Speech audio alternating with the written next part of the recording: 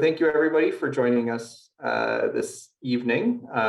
It's a chilly evening in Toronto. My name is Aidan Grovewhite. I'm going to be the moderator for the event we have planned for you. It's the Community Climate Action Online Public Innovation Forum. And so a little bit about me quickly. I am a board director of the Rethinking Sustainability Initiative, RSI. And we are one of the main sponsors of this program this evening. So first of all, thank you for joining us. We're going to have highlights of our one-year project, which started a year ago, in March 2021. And the focus is being on community climate action for high-rise communities, starting with St. Jamestown. What you're going to hear today, as Aidan talked about, is looking back, looking forward, and highlights along the way from people who are somehow connected to the community. The project was partially funded by the Government of Canada, specifically Environment Canada and Climate Change. And our project, really, the primary goal and our mandate was to really support the goal of discovering scalable community climate actions, solutions that can be applied not only in St. Jamestown, but other similar high-rise communities across the city and across Canada. To speed up the journey of discovery, which is what we're calling it, and translate ideas into action, we use something called an inclusive asset-based systems thinking, it's very long, an action learning approach. What that means in everyday language is we talk to people who experience the issues and experience the opportunities, who otherwise they have a lived experience of the issues of climate change. And also, because climate's not everything, we also, as a differentiator, we made sure that everything we did, it's centered around everyday essential needs of people who live, work, and who volunteer in St. Jamestown and other communities.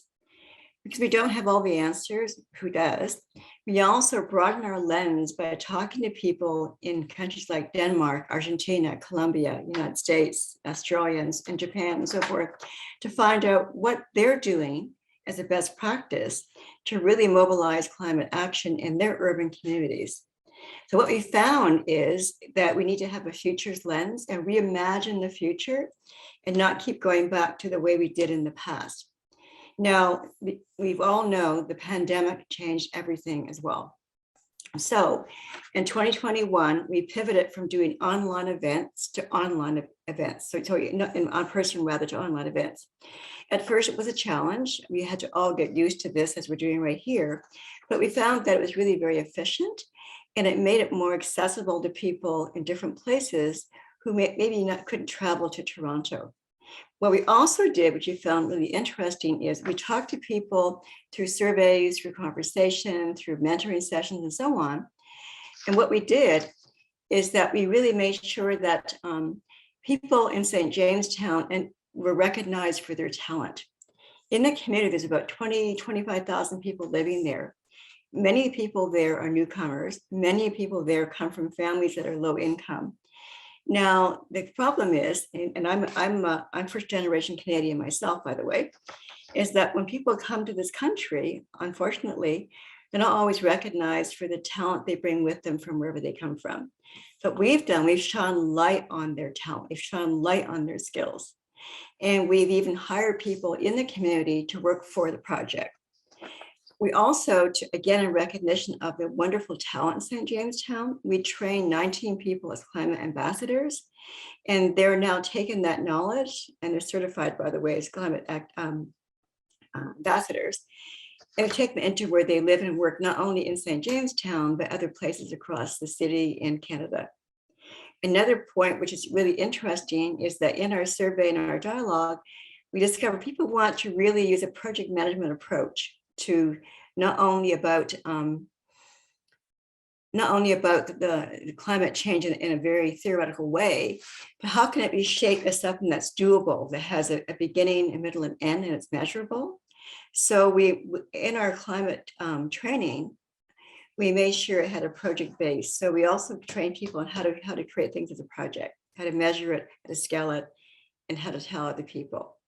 What we also did, we surveyed people and found out that there were 4 primary impacts of climate change that people experienced that also exacerbated pre-existing challenges.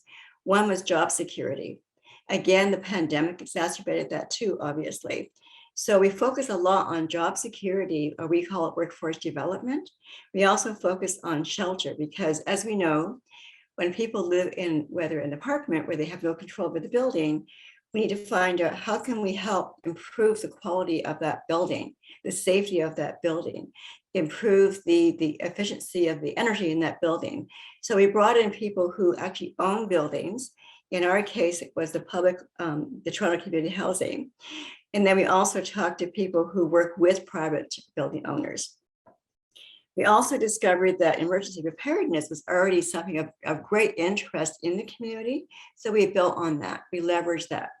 Another thing we discovered in our assessment, which will be talked about later by the panelists and our other speakers, is that around the community, there's not a lot of green space. So that was also identified, as well as transit, as well as the whole ecosystem around that. A third point I want to emphasize here is that we used a futurist lens. What I mean by that is we reimagine what the future might look like. Sometimes when we talk about climate change, and we all talk about it now as part of our everyday conversation, we sometimes get stuck in the problem and we don't connect the problem to our everyday. So we work with some futurists who taught us and taught our participants how to use a futurist process to reimagine the future and come up with ideas that might work in 5 years from now, 10 years from now, and so on. And again, looping back to the project management, we created that as a project in terms of what has to happen to bring it to life, and what can happen right now in the current reality. So that will be talked about as well. And then lastly, it all comes together and it's captured in a seminal book called The Journey of Discovery. It's a climate action in St. Jamestown playbook that has all kinds of ideas and strategies for creating solutions and finding solutions that can be mobilized now and into the future. I'm really excited to introduce our first speaker. There'll be a recognized name to many of you, and it's Councillor Kirsten Wong-Tam from Ward 13. Kirsten was elected to Toronto City Council in 2010 and has an extensive career in investing in the city through both public and private sectors. Their contributions have led to the development and support of improved social planning programs, new affordable housing, innovative economic development programs, community art projects, and investments in diverse, family-friendly neighborhood planning. Kirsten is currently the chair of the Toronto Accessibility Advisory Committee, which provides advice to City Council on the identification, prevention, and elimination of barriers faced by people with disabilities with the goal of achieving social, cultural, and economic well-being. Thank you very much, Aidan. I hope everyone can hear and see me okay. I do have a very short slide presentation that I've prepared in anticipation of this discussion. I want to thank the organizers, Rethink Sustainability Initiative, for all your amazing and hard work over the past few years, especially a special note of thank you. I want to say thank you for choosing to work in St. Jamestown, one of the most dynamic and extraordinary communities in Canada. Of course, it already ranks very high in Toronto, but I think it's probably one of the most unique communities in Canada with very few peers. I'm going to walk you through a really high level, just because I know there's subject matter experts on this particular subject regarding climate change and climate resiliency. So my comments are going to be at the 25,000 square feet height. And then I'm going to bring it back down to what we're doing more locally.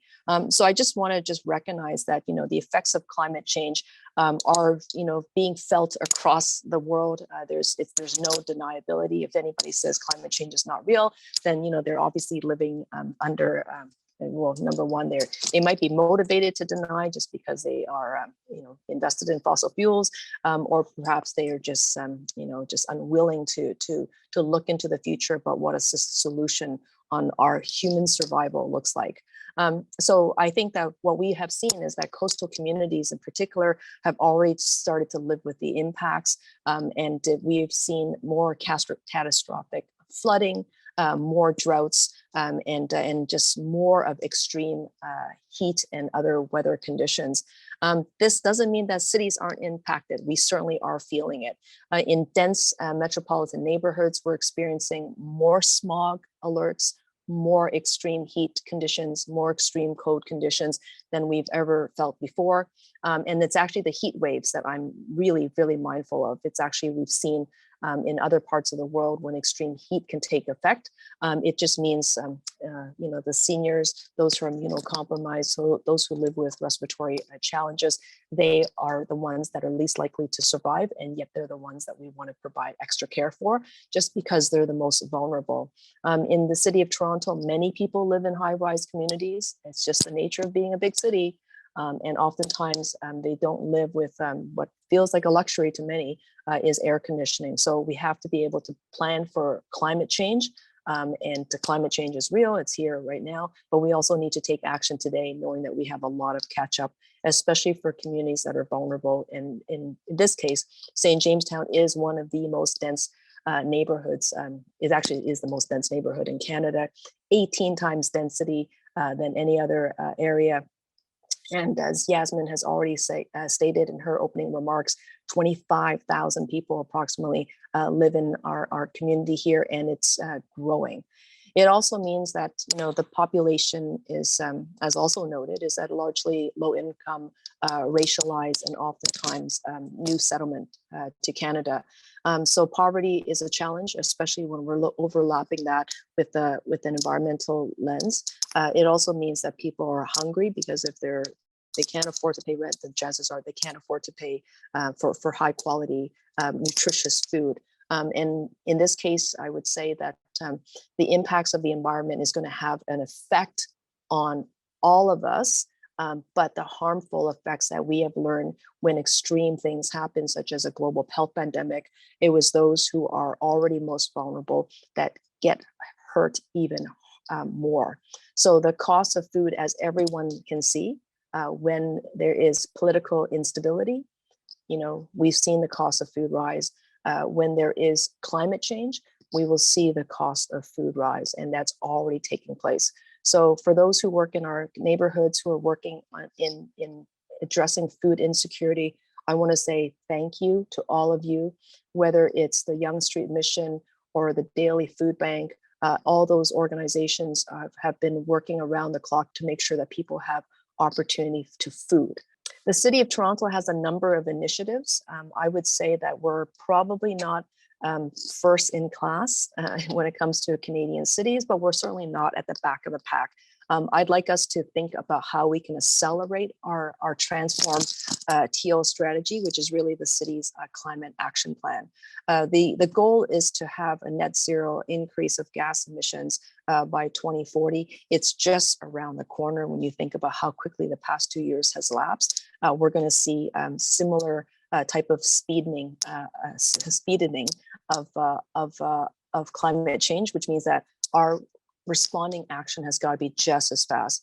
The interim goals include 30% reduction in 2020, 45% in 2025. This is why I'm saying the clock is ticking fast, and 65% in 2030, which is just 8 short years away. The primary source of greenhouse gas emissions in the City of Toronto are buildings as well as homes, 50% mainly from burning natural gas to provide heat as well as water. 36% of our emissions also come from gasoline's used to power personal vehicles. So these are your passenger vehicles, and 7% of our GHG comes from methane released in landfills. So the more we can divert away from landfills, the better that is a climate positive action. Citywide emissions have decreased, so we are making some progress by 38% since 1990. And this is still despite the fact that our population, as well as our gross domestic output continues to grow. So we can't say that, we can say that some positive things are happening.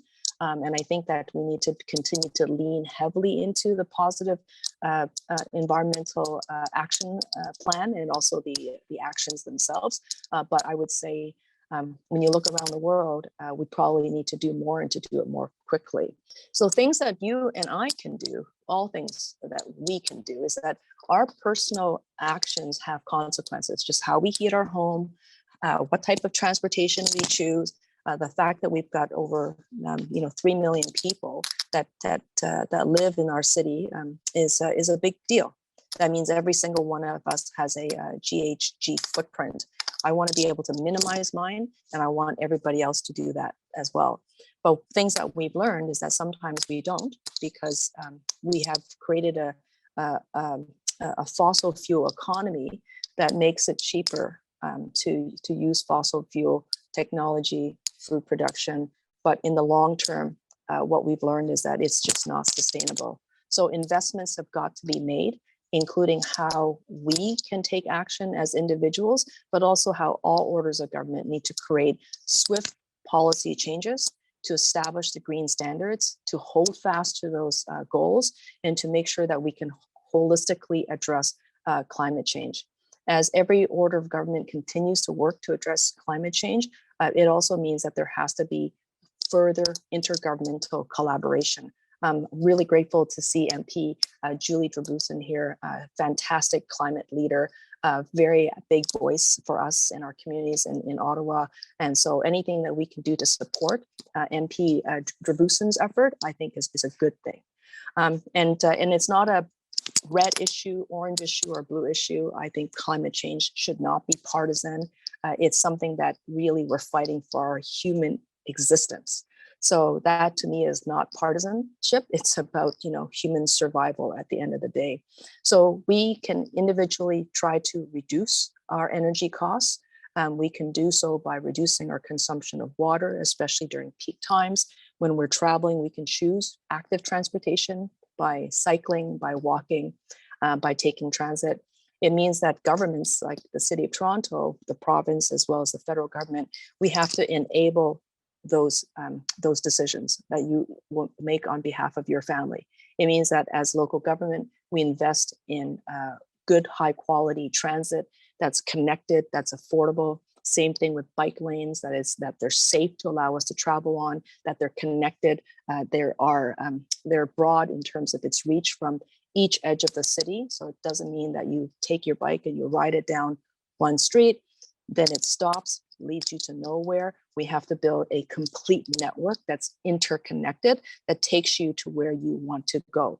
All of that will help us in collectively reducing our carbon footprint.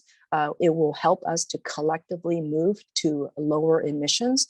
And we have done that already by making some changes even during the pandemic in terms of how we travel, how we are eating, how we are carrying out our business, how we purchase things in some cases. There's no such thing as a small action, because when we add them up together, they can be pretty significant. So I'm going to talk a little bit about St. Jamestown. This is a great little image because I feel really good about what we did here. We worked with our local community to fill up knapsacks for our community of students who are going back to school. And this is an image to me that sort of represents partnership. It's about working with the private sector. It's working with the community animators in our neighborhood. And it's also about making sure that we can invest in our next generation. In this case, it's students getting a high quality public education. We know that through the 2022 municipal city budget, council has adopted to increase the budget. Therefore, we can move St. Jamestown into the category known as the strong neighborhood. So it sits under the strong neighborhood strategy. It's about $150,000 that will go into developing this new strategy for St. Jamestown. And what it will do is that it will unlock additional resources for what neighborhoods that are identified as an NIA, neighborhood improvement area. It means that we can draw upon additional resources that are allocated for NIAs. In this case, it will be St. Jamestown. It means that there will be more government support because of the NIA. It also means that other agencies that are coming in who are mandated to work with NIAs, they will have more resources at their disposal.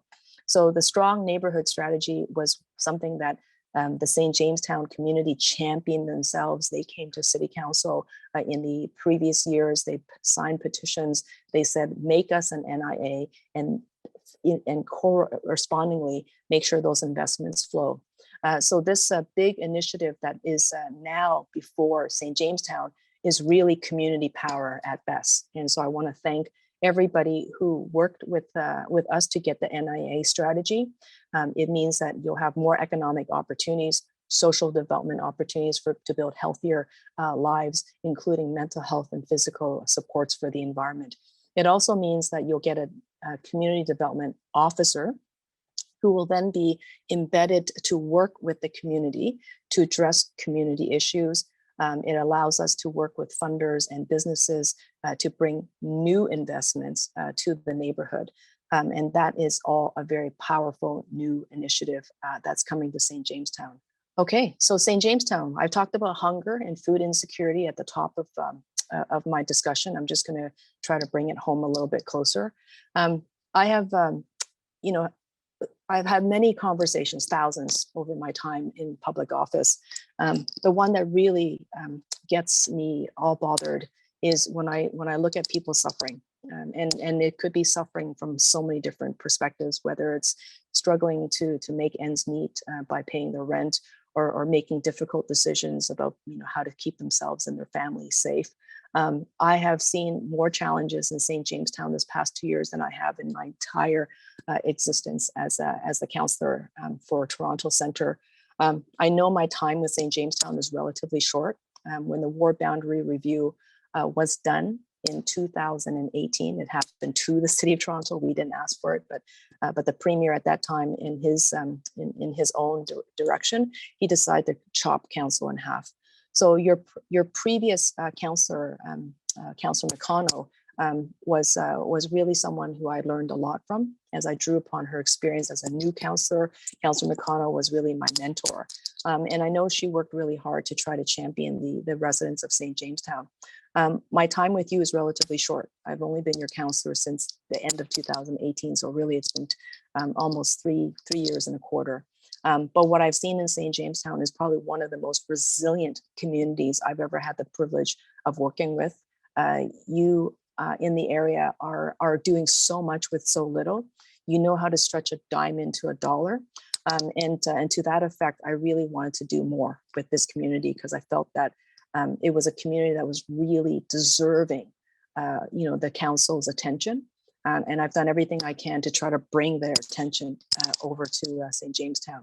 It started off with some investments, and that included investments in making sure that opportunities were available for literally housing support workers, which is connected still to food insecurity and to the climate conversation. Because without adequate housing, keeping people housed, keeping them from the throes of evictions, it just means that you're not going to be able to do all the other things, which are the individual actions to reduce your carbon footprint, right?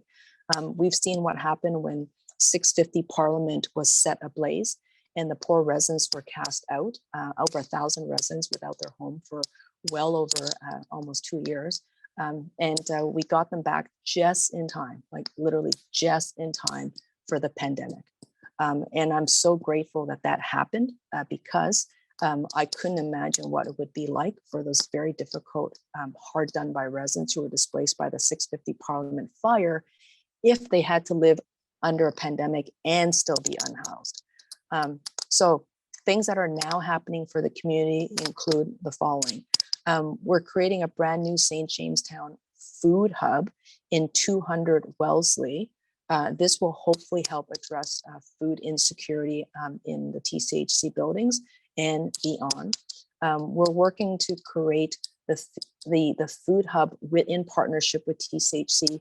Therefore, they're providing the space and we're providing the funding to actually basically design out a kitchen, all the community facilities and assets that are needed, including the chattels. We've identified a 6,000 square foot space in the building. It will be retrofitted and essentially rebuilt for community access, meaning that community is going to drive the conversation and the actions that they want to see, because no one knows better than the community about what it is that they're looking for.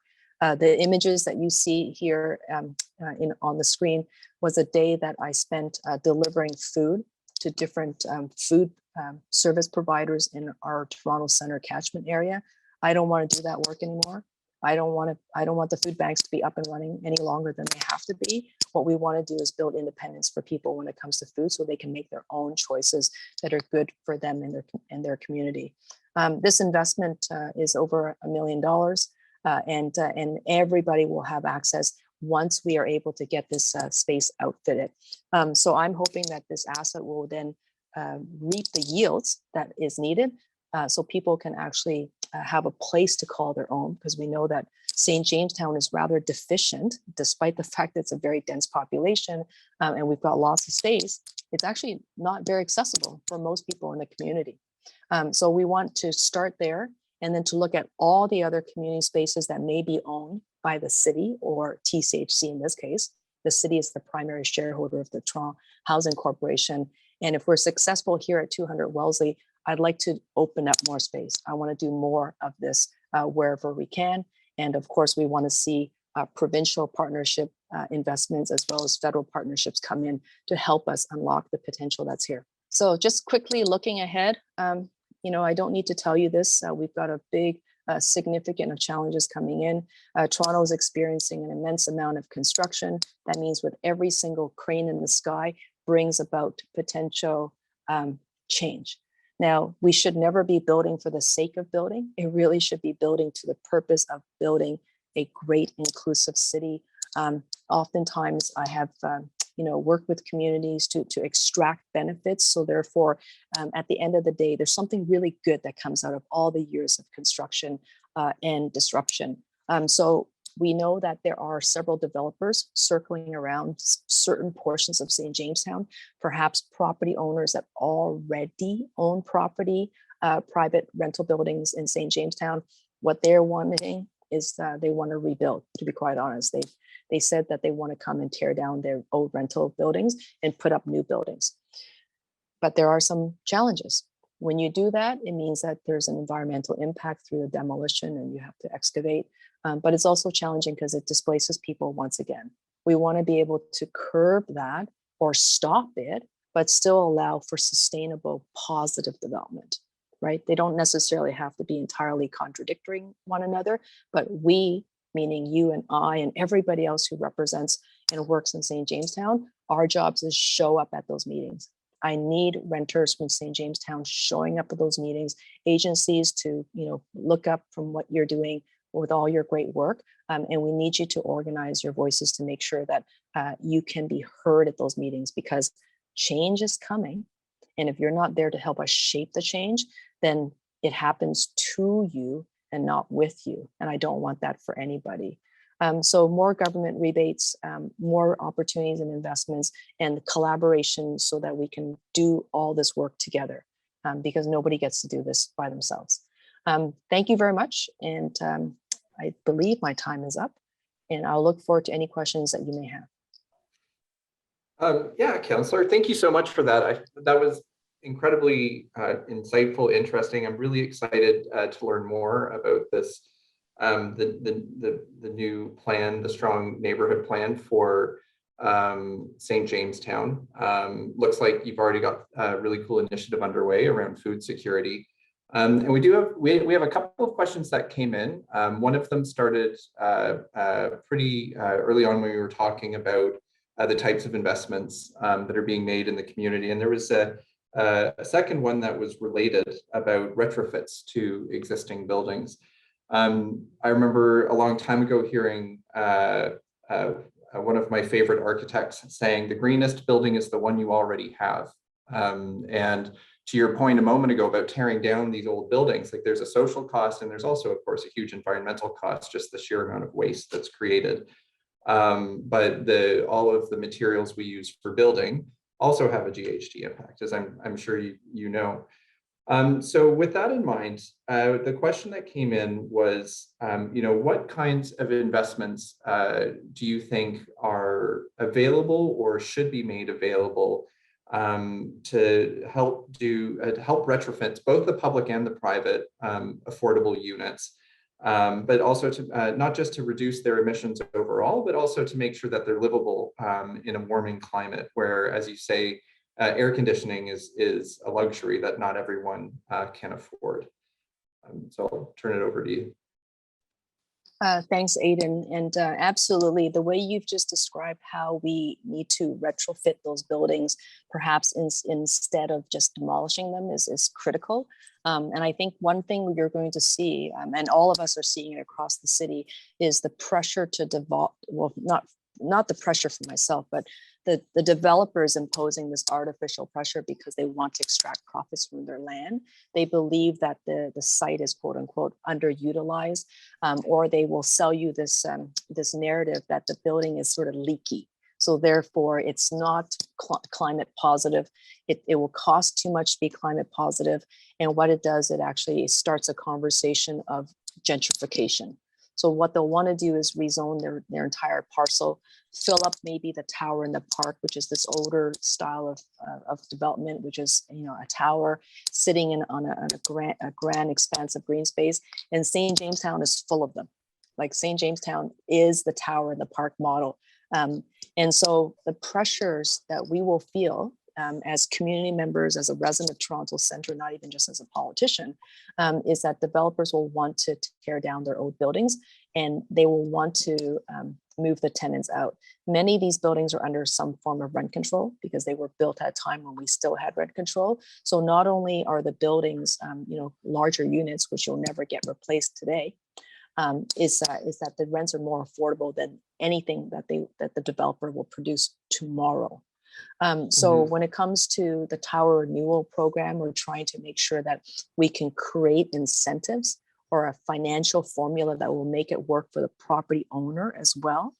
So therefore they'll draw their profit, but do you need to blow it all up? Hopefully the answer is, if there is a way to help them renovate those buildings, to build in the new HVAC systems, the glazing that has to be properly sealed with thermal pane, triple glazed windows, all of that will have a significant impact right away on the cost of running their building. And if that happens, where the city and the provincial and the federal government help them contribute to reducing their GHG on site, and at the same time saving money for the residents, and the property owner gets a modest profit, maybe even a moderate profit, then everybody's better off, as opposed to tearing it and filling in, sending it to the landfills. Thanks. And I think, there's some of the questions that we've also had coming in. I know you're very active on this file, but perhaps I can get you to speak a little bit about in the event, that public money is used to help retrofit. Is there a way of making sure that tenants are protected, that it doesn't become another kind of renoviction? There's a bit of skepticism, as I'm sure you know, about private landlords accepting public money for renovations. Have you already put some thought to that? Yes, I have.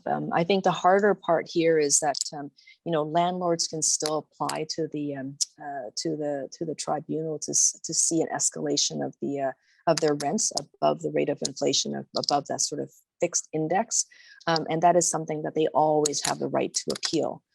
So if there is a way for the city to step in and to ensure that we can sort of lock that money, so therefore it's going to materially benefit the residents, and any savings are passed through to the residents, I think that's what we have to do. It's actually the legal mechanism to do it that has been somewhat of a challenge in the past, but I'm not interested in creating government handouts just so private corporations can get enriched, because we're actually much more interested, at least I am much more interested, I suspect many here are much more interested in making sure those savings are passed through to the tenants.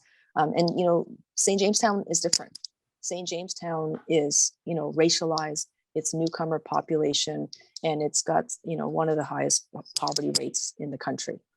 St. Jamestown needs our help in a different way, and but it's not about creating handouts per se.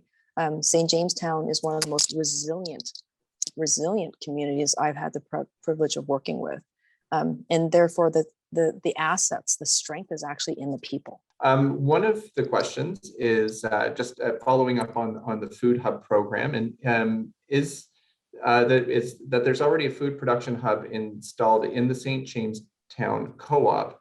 And the questioner was asking, is that part of the new food hub program? So we created a St. Jamestown food table that was populated with a number of different stakeholders, including the co-op. So they could be a part of the new 6,000 square foot, food hub, but it really is going to be operationalized in this manner. And I'll just very quickly describe it. So TCHC will work with their tenants on the programming that the tenants will want in 200 Wellesley. What they'll do is most likely turn it over to a nonprofit to operate. And what's not clear to me is who is the nonprofit. So it could be one nonprofit, or it could be a cluster of nonprofits that work together. But one thing I do know is that I don't want to necessarily see a facility that's 6,000 square feet that's barely opened. It should be a facility that's open 7 days a week. It's a facility that should have multiple commercial kitchens to allow people to sort of do what they need to do to either cook or learn to cook or teach people to cook. And it could be even there could be even a social entrepreneurship lens applied to it with respect to private labeling, catering collectives. I had the opportunity of hosting a Christmas party for the 650 Parliament residents displaced in my very first month as like a new councillor in Ward 13 before I represented Ward 27, and I had to bring in food from the Regent Park collective, cooking catering collective, and we brought food in from Alexander Park, and because we didn't really have the capacity at that time to do the work internally here. So I would love for us to be exporting our talent, exporting our catering skills, exporting the social business skills that our community has. So therefore we are the producers of service and the supplier of service the next time around. Thank you for that, Councillor. And I think we are out of time, and we need to have the other speakers come on. But just a huge thank you to you for the work that you're doing for the community, but also for joining us today and telling us a little bit about what you're working on specifically for St. Jamestown. And I'm sure if we were in a room, there'd be a lot of applause right now. And I look forward to all of us being able to share a room together again. Thank you so much for joining. Okay, thank you very much. Thank you. We're going to move on to a panel conversation, and I'll tell you a little bit about our different speakers. First up, we have Yasmin again. I introduced her a moment ago. Joining Yasmin will be Michael Seaman. He's a project partner, and he is the head of Trinity Life in the New Common in St. Jamestown. Reverend Dr. Seaman has been serving in and with the St. Jamestown community since 2015. The two organizations that he founded and lead focus on an assets-based community development and empowerment in underserved neighborhoods in Toronto and around the world. We also have joining us Madeline Webb, climate education and communication specialist. Madeline joined the RSI Community Climate Action in St. Jamestown from the start to co-lead the climate education and development of an online knowledge hub. Prior to this experience, she did volunteering in emergency preparedness in St. Jamestown. So she has a lot of experience in the neighborhood. We also have Julia Baranovsky joining us, and she was a St. Jamestown community volunteer and resident. She is rather. She's also helped RSI on the playbook design and is the production manager for everything you've seen coming through the project. So we heard a lot of great stuff coming down the pipe from the councillor, and I thought maybe we just, I always find these conversations about climate change can be really heavy. And so I just was so happy to hear the councillor talk about some of the positive things that are going to start coming to the community. And I thought, why don't we just start off for just a quick second, a quick round of what makes you hopeful right now about St. Jamestown and its emerging preparedness for climate change. I will start off with Michael. Yeah, thanks, Aidan.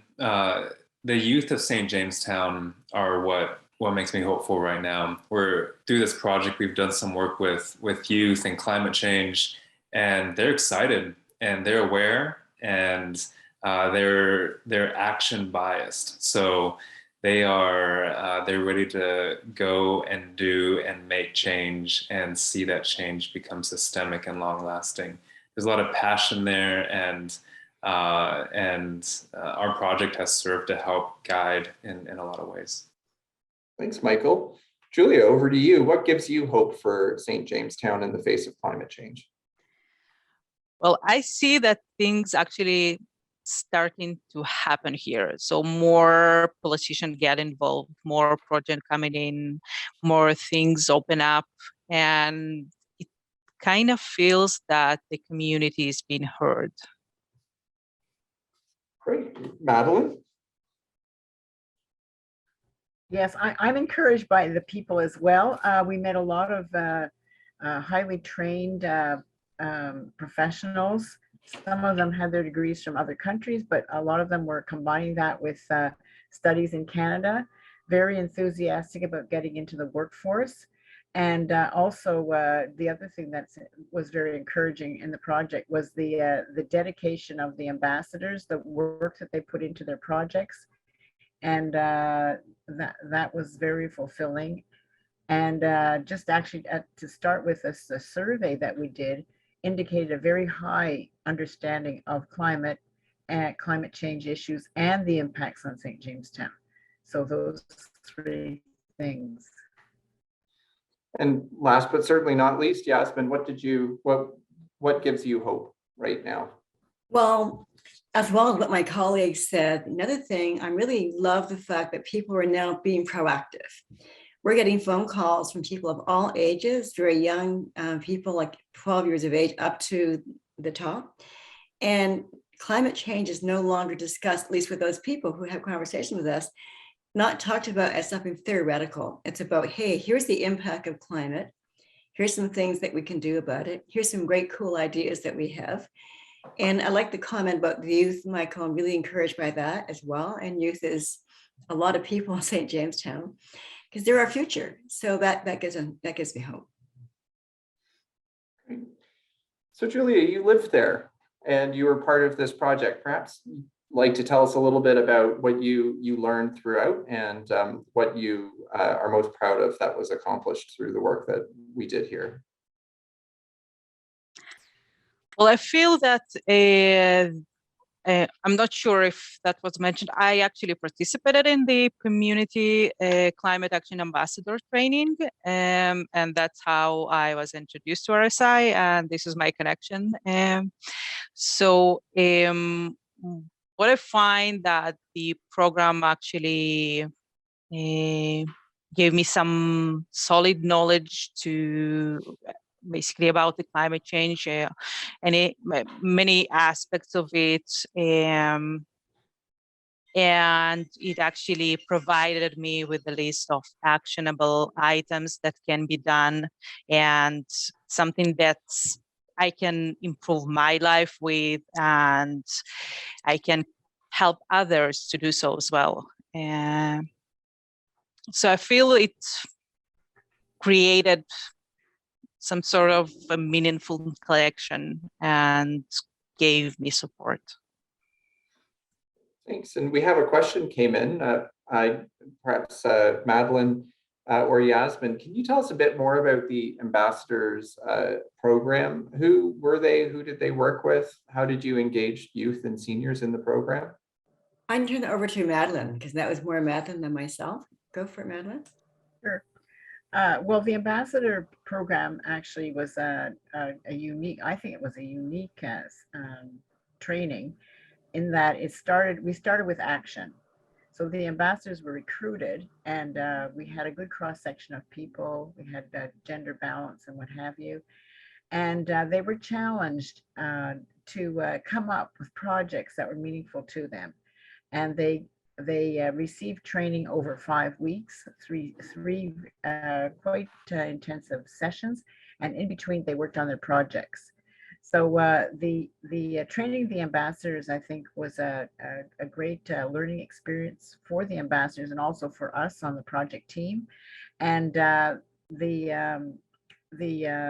idea was that after the ambassadors had got their formal training, then we were able to bring in the broader community to participate in the mentoring and the different webinars that we hosted for the mentoring, which included a variety of topics such as entrepreneurship and fundraising and what have you. So I think that increased the awareness. So that was kind of the ambassador program in a nutshell, starting with the individuals and then spreading out to the community. Thanks, Madeline. And I think, Michael, I heard that you have been in the community now for 7 years. So you've seen a lot, and you've had a unique position within the community over that period of time. And I'd love to hear from you a little bit more about what you learned about this community through this project. Yeah, this community is very diverse. It's very dense. And there's so many good things in St. Jamestown, and so we talked about hope to begin this panel, and I think something new that I learned through this project is that there's hope for St. Jamestown to become this community that people choose to live in and want to stay in. And so many residents that I know and have met through the years have left St. Jamestown. And there's turnover there, and with the youth and the youth work I mentioned earlier as well, there's people who are choosing to stay and want to stay and see change happen, because like Julia mentioned, they're actually starting to see some changes and some action take place, and so there's a renewed hope for that in St. Jamestown, and like I said, a lot of them are in this younger generation, the youth generation. And so that's been something beautiful that I've witnessed and been part of through this project. I mean, I think that goes to sort of like almost like a legacy that we're creating through the work on this project, and a long tail of activities and new knowledge and new connections that people have made. And I think, you know, I'm really interested in how this all connects through the Knowledge Hub, and, you know, how it might be used by others that are interested in climate action and awareness programs. Maybe they're in St. Jamestown, maybe they're in other parts of the world. And Madeline, maybe you can tell me a little bit about how the Knowledge Hub might get used by others that are interested in doing something similar.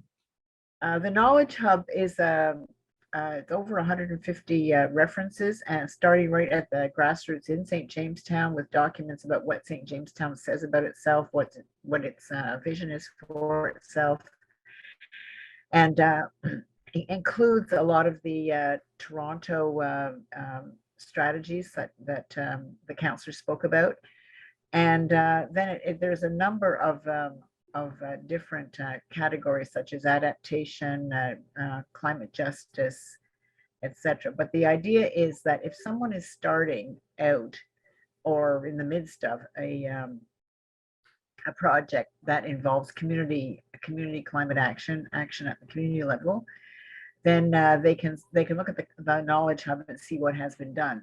Now, actually, there is not a lot at the community level, but there is quite a bit at the city level. So individual cities have come up with strategies and actions and what have you. So you can get a good overview of what is going on in not just in Toronto, Canada, but also we did look at best practices internationally. And that sort of, I mean, that brings up an interesting question for you, Yasmin. What is the unique value and positioning of the project that makes it different from some of the other stuff that's going on either here or around the world? I mean, certainly felt unique to be a part of it. What would you say makes it so unique from other community climate action initiatives, and why? Thank you.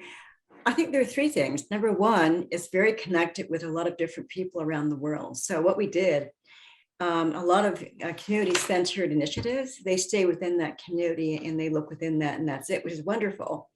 What we want to do was find out what other people were doing around the world who have a similar challenge and opportunity. So one example is Denmark. Dr. Kevin Michael Smith. He is a professor in the university there, and he brought forward a number of case studies of other low-rise, and not, there's no high rises there, low-rise communities, and how they tackle the impact of climate change and how they engage different generations of people. And a lot of the things that Councillor Wantem talked about in terms of affordable housing and food security, they're already doing that. They're ahead of us in some respect. So we took that learning and applied it to St. Jamestown. We also went outside of the residential space and looked at commercial space and said, what's happening there across the country that also we can translate and adapt for a residential community, and we did that. So I guess what I'm trying to say at a very, maybe too broad way, is we use a broad systems view to look at things from different disciplines, and in design thinking, we always step out of the core thing that we're focused on and say, what can we learn from other disciplines, other regions, and so on. The other thing that's unique about this, and Madeline talked about this, is that we really help build capacity by training people, not only telling them what to do, which is talking at people, as Michael said, it's empowering people by tapping into what they already know and leveraging that. So it was more of a collaborative approach that was unique as well. And also back to your starting question around what gives us hope. Well, I flip it around and say, we help people, we help give people hope.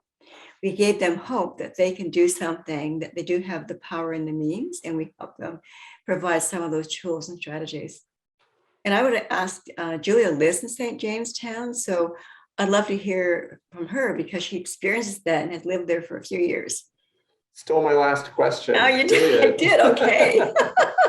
Julia, in the last couple of minutes that we have here, answer Yasmin's question. Pretend I asked. Okay, sorry about that. Well, I do feel that it actually provides the community with the ability to be heard and listened to and being empowered in a way. First of all, the training. Second of all, the ability to know where to start. So, for example, we had training on how to ask something from the government, for example. So some tips and tricks how to connect with people and do something.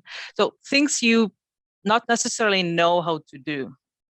And when you have that knowledge, you have the ability to do something and you feel empowered.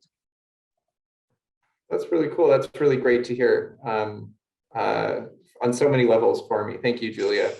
Julia has previously served as the chair of the Standing Committee on Canadian Heritage and Subcommittee on Agenda and Procedure of the Standing Committee on Canadian Heritage. She was also a member of various other committees, parliamentary associations, and interparliamentary groups. In 2012, she was awarded the Queen Elizabeth II Diamond Jubilee Medal for her community service. And I have to say, you got a shout out. I don't know if you were if you had joined us yet, but you got a shout out from Councillor Wong Tam on the work that you've been doing on environment. So that makes me so happy. She's amazing. She does great work in the community. Oh, that's great. Well, I will turn it over to you. And again, everybody, we have a question and answer feature. The sooner you get your questions in, the more likely it is that we'll be able to get to you following Julie's remarks. Great. Well, thank you and good afternoon to everybody. So I'm happy to join you virtually today on behalf of the Minister of Environment and Climate Change, the Honorable Stephen Guilbeault. But I also wanted to pass along greetings. I was just talking with her last night, Minister Marcy Ian, who is the MP for the area, and she wanted to make sure I passed along a hello. I'd like to thank Sustainability Initiatives for their invitation to say a few words at this forum. And I'm talking to you virtually from Ottawa, but just as you heard from Councillor Wong Tam, I live right across the river to the east. So we share the Don Valley together between our communities. And before I begin, I also wanted to acknowledge that because I am reaching you from Ottawa, I'm talking to you from the unceded territory of the Algonquin people. I always try and take a little bit of time to learn about the territories I'm on. And one thing that really stands out for me is when reading about Indigenous local history here in Ottawa, this land and Toronto, where we live, has this connection to the rivers and the important role of the rivers, the Don in our case in Toronto, but the Ottawa River here, as for food and travel. And I think also when we talk about climate change and climate change resilience going forward into the future, that's a common space for both those cities. And on that, everywhere we look, we see evidence of climate change. And scientists have told us that Canada's warming at twice the global rate, 3 times in the north. So across the country, extreme weather events are becoming more frequent and more intense. And in Toronto, we know that that's no exception to our city. Like every year, we're seeing higher maximum temperatures, more heat waves, and more severe rainstorms. So Toronto Public Health has estimated that heat waves contribute to approximately 120 premature deaths each year. And at that rate may double by 2050, which I found astounding. And more severe storms cause flooding and disrupt our city's power systems, which then impact our electricity-dependent public modes of transportation, like our subways and streetcars. I don't know about you. I know that there are many younger people as well who've been participating in this program from what I've been hearing. But, just under 10 years ago, the GO trains and the ravines were flooded. I don't know if that's a common memory for many. It stood out for me when I saw that just right in the valley between us. So climate change affects us all, but not everyone experiences the impact equally. And high-rise communities such as St. Jamestown are more climate vulnerable because the buildings that house residents are often older, have not been built to withstand our current climate. So without adaptation or mitigation strategies, the future resiliency of our city's communities, and especially our high-rise communities, are at risk. And in 2019, the City of Toronto actually declared a climate emergency. So we understand, I think, as Canadians, the urgent need for climate action, but that's the first piece. And the next piece is to take action to protect the planet and to be able to continue to enjoy a clean and safe environment. And as a government, we want to help Canadians do that because we know that to be successful in a climate fight, we have to use every tool at our disposal, and we need every Canadian to do their part in taking action. So partnering with communities in all regions of the country is one of the most important things we can do to achieve the ambitious goals we've set, including achieving net zero by 2050. Across the province, Ontarians are stepping up to tackle climate change. Organizations such as Rethink Sustainability initiatives are working hard to raise awareness and involve local communities in climate action.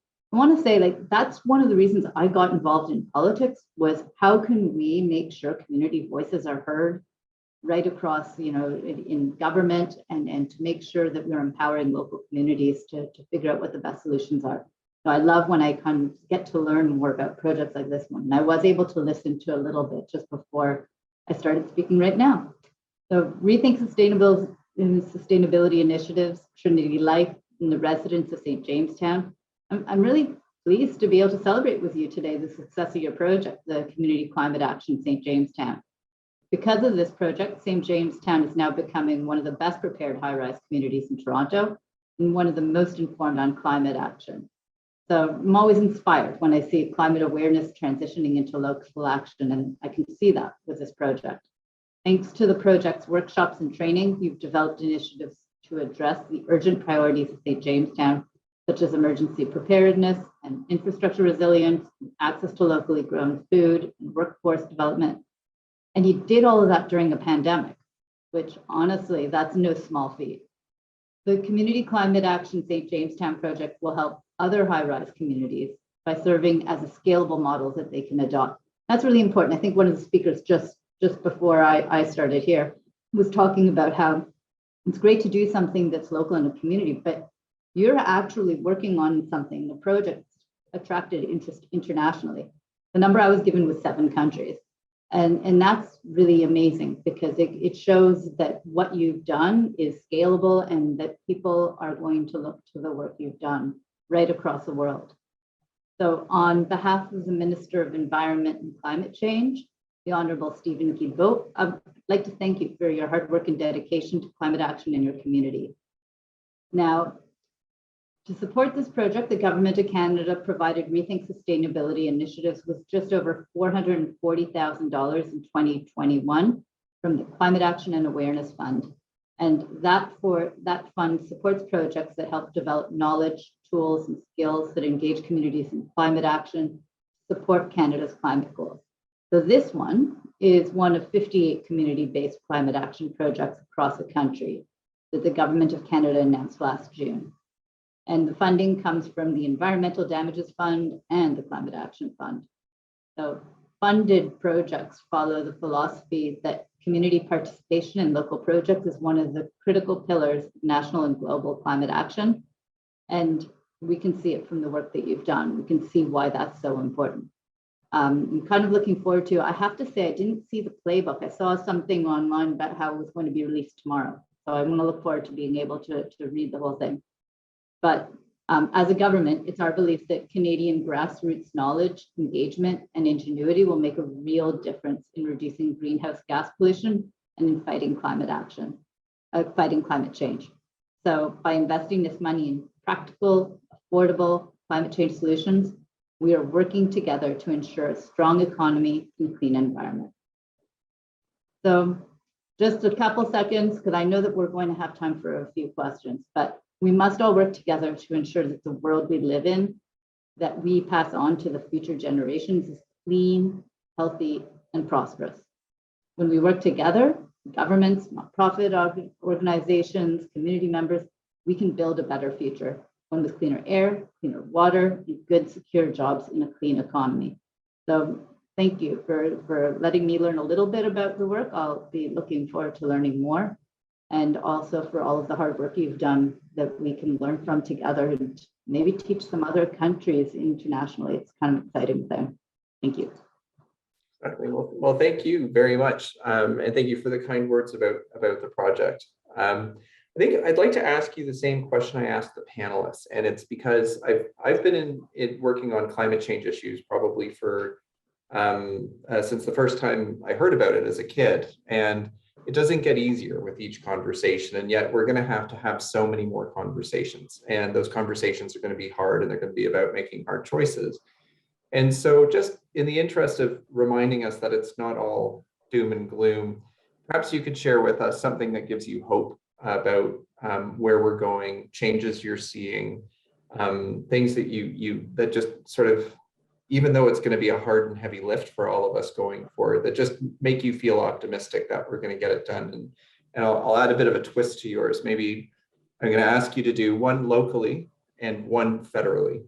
Tell us one thing in each of those places that gives you hope. Okay, that's fun, because I was actually thinking locally when you raised it. And I think sometimes I take it more from the environment and biodiversity side. In my background, you talked a bit about my parliamentary work, but before that, I was on the board of directors for Park People. And for me, protecting green spaces and our watersheds is really important. It has an environmental and climate change impact as far as resilience. But it's also about having healthy spaces for all of us. So I really care a lot about our ravines.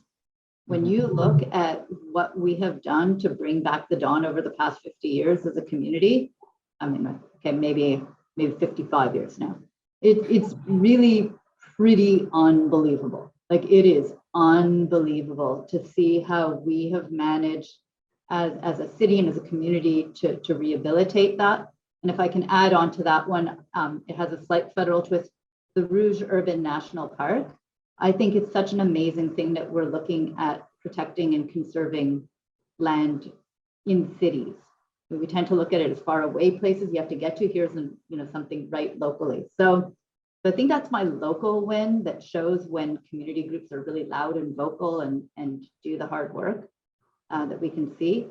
And on the federal scale, well, I'm kind of excited that we're having an emissions reductions plan that we're going to be seeing very shortly.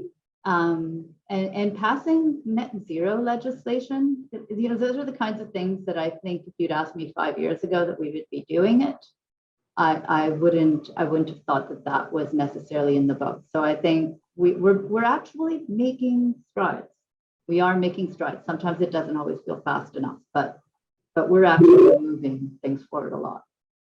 I just have to say before we wrap up, I love those two examples for other reasons. So like the Rouge Park is such an accomplishment, not just this government, not just the last government, but it is a long project that a lot of people and a lot of different political interests and a lot of different parties and community groups put a lot of work into, and it's paying off now.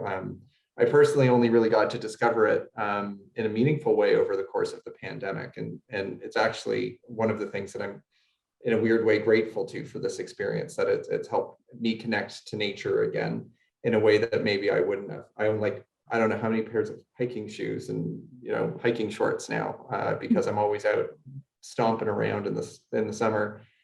And then the dawn, that was another one I'd totally forgotten about. That it seems like I grew up in Toronto, and I remember the people with the Bring Back the Dawn with the t-shirts, and I thought they're nuts. And I was a kid in the 80s living near Bathurst and Bloor, and I just remember I would use the word now quixotic. I thought that'll never happen. That is a stinking cesspool, and it'll always be that. And now it's come back to life. It needs more love. We can't call it mission accomplished quite yet, but it is such an amazing turnaround in really just like one generation of really, really hard work by a lot of people of all ages and backgrounds. So those are two fantastic reasons to be hopeful. And I'm really excited for the announcement that's coming out very soon, as I understand it. Yeah, well, we'll get to talk about that maybe too. Just can I plug though, there's a park bus for people who, I don't know if it started up again, but it's a little hard to get to the Rouge if you don't have a car, but there is a park bus system that's worth looking up that provides service out to the Rouge. That's my little plug. That's great. It's right at, is it Broadview Station you can get it out of, or? I think it did. It also would have a stop downtown. I've picked it up from right downtown, even though Broadview's closer to home. But anyway, I thought I would just toss that in. Oh, we do have one question snuck in under the wire. Does Canada's climate plan address food insecurity and promote healthy and sustainable food systems? Interesting. So I actually work a fair bit on food policy issues. That was one of the things that I'd also worked on a fair bit in our community. And it does, I mean, in a few different ways. So let me start with there's a piece about how agriculture impacts climate change in the environment. And there's a lot of work that's happening, particularly on food waste, which is a source of methane emissions. So that's been a particular focus. There are others as well. One of the things I think that is quite amazing is working with ranchers even on sequestration of carbon in their lands. So there's some work that's happening there. As far as food security specifically too for communities, we just saw it with all the floods and wildfires out in BC, that if we're not taking action, it impacts even the growing of our food in a very direct way, and with the droughts that have been happening out west as well. So that goal of being able to keep us to 1.5, trying to is all part of it. But there are specific policies. The food waste one's the easiest one to think of. Can I just plug a program that's through agriculture, not environment, but there's a healthy local foods initiative that provides grants to local communities for things like, I know in my community, I've seen things like some community garden work that's received funds from Agriculture Canada. So it's worth looking into that.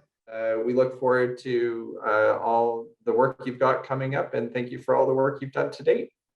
Thank you. Now it is my chance to introduce the board chair of RSI, Darla Campbell. She's an asset management specialist as well. She is a sustainability and asset management specialist and brings experience in design and construction of infrastructure, level of service reviews, life cycle analysis, risk assessment, building condition assessments, and facilitation of workshops, public meetings, and training to bear on her work with us at RSI. As I said, she's currently our chair and serves on the board of the Canadian Network of Asset Managers. So Darla, welcome, and thank you for joining us at the panel. All right, it is an honor to be here and to speak to you this afternoon about the community climate action solutions developed with and by St. Jamestown and other urban high-rise communities in the country. As the chair of Rethink Sustainability Initiatives, I've had the privilege of seeing this project from its conception, that initial grant application, through signing the grant agreement, developing teaming agreements with our partners, liaising between the awesome project team and the RSI board, coordinating the project steering committee, and continuing to keep the project coordinators at Environment Canada informed as the project progressed. I'm thrilled that we are here today at the finish line of this significant journey, that despite the challenges of COVID, we have persevered through, made connections, developed relationships and friendships that will continue even after the project is completed. Together, we have made a difference, and for that, I am grateful. First, let me extend our appreciation to the Government of Canada, specifically the Ministry of the Environment and Climate Change Canada, who funded the project in part. We are grateful for your commitment to climate action and awareness to support projects like ours that develop knowledge, tools, and skills that engage communities in climate action. Next, I reach out to our partners on this project who work in St. Jamestown day in and day out. Their tireless efforts to building community connected us to St. Jamestown, even as we hosted events through virtual platforms. Thank you, Trinity Life and the New Common. Thank you to the project steering committee, who met 9 times over the course of the project to hear about the project's progress and to provide perspectives from inside and outside St. Jamestown. Together, we helped to steer the project to the finish line. Thank you. Our sincere appreciation to the people in the St. Jamestown community who contributed to the project in so many ways, such as training to become climate ambassadors, participating in the survey and sharing the challenges and opportunities of living in St. Jamestown, attending the various workshops and mentoring sessions throughout the year, and connecting us to others inside and outside of St. Jamestown to advance our knowledge and understanding. To the St. Jamestown community, we say thank you. And thank you to our speakers today who have joined us for the Community Climate Action Online Public Forum. Thank you, Councillor Wong Tam, for a broader local community context. And thank you for the important work that you do as a City Councillor for Ward 13 and the St. Jamestown community. Thank you to Member of Parliament Julie Debrusen, the Parliamentary Secretary to the Federal Minister of the Environment and Climate Change, for your remarks about this project and how it relates to the priorities at the federal level. Thank you to Aidan Grove White for so eloquently and efficiently moderating the panel and hosting today's event. And thank you to the speakers on the panel, Yasmin, Julia, Michael, and Madeline, who shared their stories and perspectives on how and what we've accomplished in the project. And just like the credits in a movie, this is the time in the program where we take the time to recognize not only the actors that you saw on stage, but also those who worked behind the scenes to create the magic that supported our accomplishments. I am so incredibly proud of our project team. We have Yasmin Glanville, the project lead, our future and innovation strategist, and the founder of RSI. Madeline Webb, lead for education and the climate strategist and community developer, education and mentoring. Michael Seaman, our strategic partner through Trinity Life and the New Common, and active in St. Jamestown. Julia Baranowski, design lead, multimedia, creative direction, and visual design. David Israelson, lead writer, senior writer, and managing editor. Tad Griffith, editor, playbook strategy, writer, and editor. Faith Seekings, blog and creative design, project, blog writer, and graphic design. Nicola Moore, finance and administration, our CCA senior finance and administration manager. Ervil James, communications and social media assistant. And Kathy filmmaker, director, Ordinary Media. We are so grateful, and I'm so incredibly proud of the extraordinary work of the CCA St. Jamestown team. So thank you, and a round of applause for all. And now, as we move on to the announcement part, drum roll please. Today we are announcing that the playbook has been published and is now available. The St. Jamestown Journey, a playbook for climate change action in urban high-rise communities. It's 246 pages of storytelling, research, and reimagining the future. For more information, visit communityclimateaction.org to order a copy of the book. It will be available for a limited time as a free download. Please spread the word and get your copy today. And what's next? So tomorrow, we're hosting a virtual networking session with the climate ambassadors and the Community Climate Action Project team. I look forward to seeing many of you there. Then in May, Rethink Sustainability Initiatives will be hosting a webinar series on food insecurity in Canada.